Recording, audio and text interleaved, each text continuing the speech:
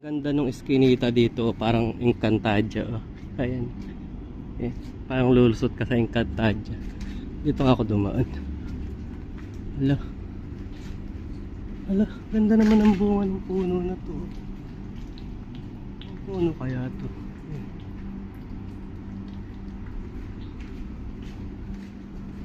Diba kaya private property to? Sinuutan ko. Ah, hindi. May kalsada naman doon. Ayan. Katakot naman. Hala. Ba ako nagsuot? Ay. Dilim mo.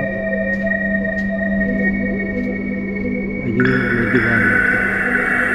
Napuno lang siya. Pero ano rin siya. Eskinita din.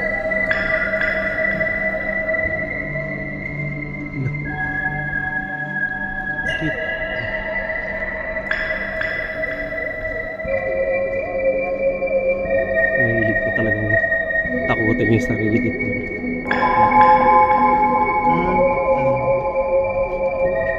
Encantadia pala.